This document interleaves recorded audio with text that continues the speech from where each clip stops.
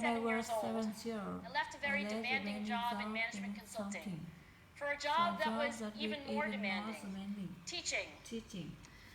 I went to teach 7th graders math in the New York City public schools. And like any teacher, I made quizzes and tests, I gave out homework assignments. When the work came back, I calculated grades. What struck me was that IQ was not the only difference between my best and my worst students. Some of my strongest performers did not have stratospheric IQ scores. Some of my smartest kids weren't doing so well. And that got me thinking. Kinds of things you need to learn in 7th grade math. Sure, they're hard. Ratios, decimals, the area of a parallelogram.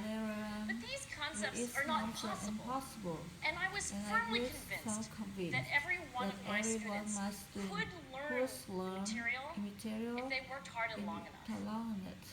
After several more years of teaching, I came to the conclusion that what we need in education is a much better understanding of students and learning from a motivational perspective, from a psychological perspective. In education, the one thing we know how to measure best is IQ. But what if doing well in school and in life depends on much more than your ability to learn quickly and easily? So I left the classroom and I went to graduate school to become a psychologist. I started studying kids and adults in all kinds of super challenging settings. And in every study, my question was, who is successful here and why? My research team and I went to West Point Military Academy. We tried to predict which cadets would stay in military training and which would drop out. We went to the National Spelling Bee and tried to predict which children would advance farthest in competition.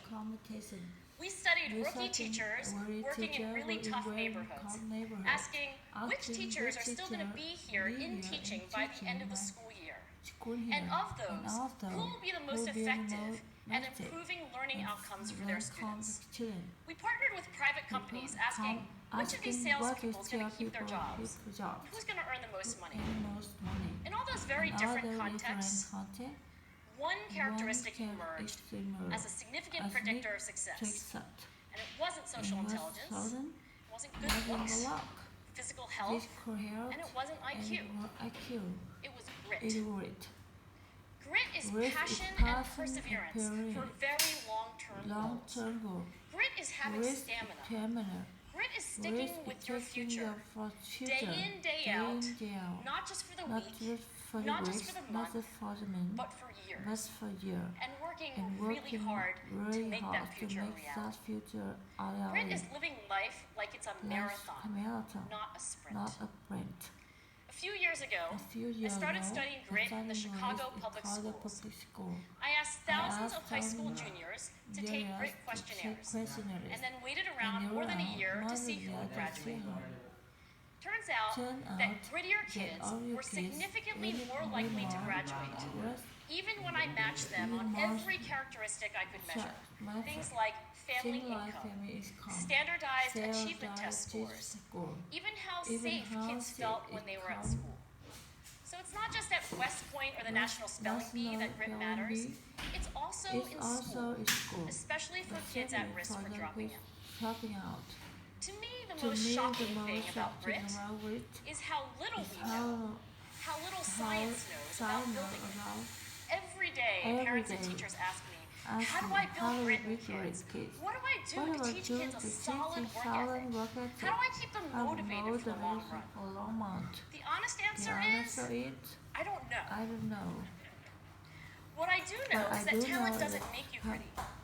Our data show very clearly that there are many talented individuals who simply do not follow through on their commitments. In fact, in our data, grit is usually unrelated or even inversely related to measures of talent. So far, the best idea I've heard about building grit in kids is something called growth mindset. This is an idea developed at Stanford University by Carol Dweck, and it is the belief that the ability to learn is not fixed, that it can change with your effort. Dr. Dweck has shown that when kids read and learn about the brain and how it changes and grows in response to challenge, they're much more likely to persevere when they fail because they don't believe that failure is a permanent condition. So growth mindset is a great idea for building grit. But we need more. And that's where I'm going to end my remarks, because that's where we are. That's the work that stands before us. We need to take our best ideas, our strongest intuitions, and we need to test them. We need to measure whether we've been successful, and we have to be willing to fail, to be wrong, to start over again with lessons learned. In other words, we need to be gritty about getting our kids grittier. Thank you.